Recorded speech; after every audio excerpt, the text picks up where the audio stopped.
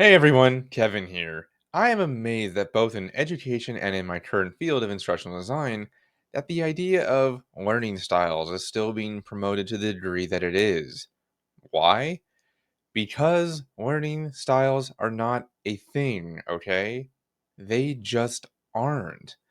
I mean, people may have what I call learning preferences, but they are not restricted to being an auditory, visual, or kinesthetic learner. And I can guarantee that most educators can tell you that they were taught and tested relentlessly on the learning styles.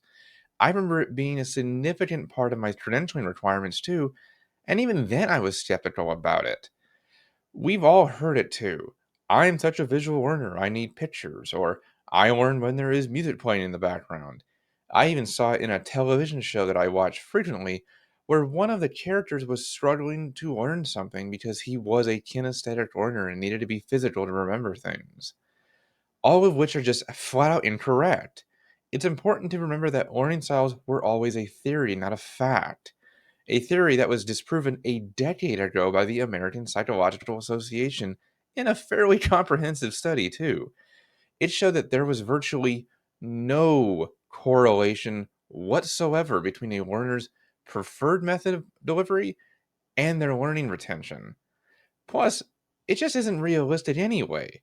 Teachers in the classroom and instructional designers in e-learning will both tell you that making these perfectly articulated lessons and trainings to meet every single supposed learning style just can't be done.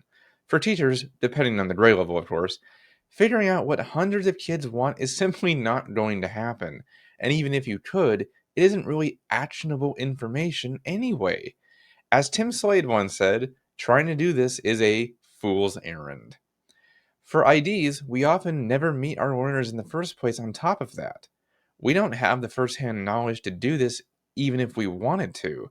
And even if we did, we would have to make multiple versions of the same training, something that would be extremely expensive in time and money.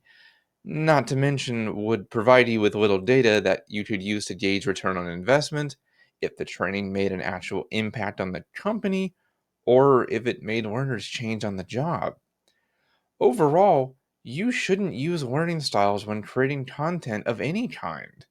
Instruction and trainings need to be created based on the training request, plan, and what would be the best vehicle to deliver said content. If something would be best taught via a simple job aid, then make a job aid. If there's a really complex process that would be best delivered through guided images or a video, then create a video or a course that makes them interact and practice that process. If something is best learned through on the job training, then make an activity where they can get their hands on with the content. Learning should be based on what's best for that content and the objectives that we want learners to achieve. That's it. There's really not much else to it than that.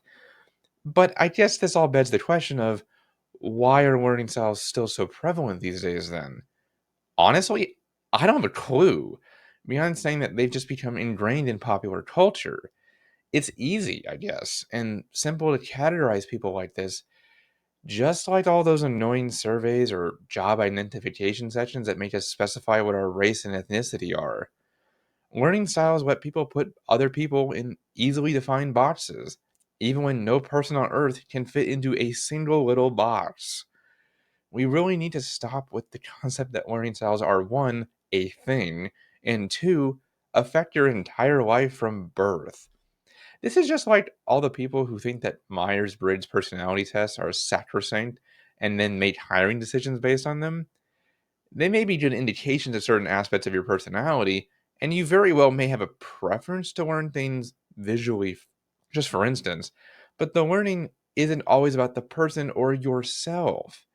Learning is about what you need to know by the end of the course and what the best way of going about that is.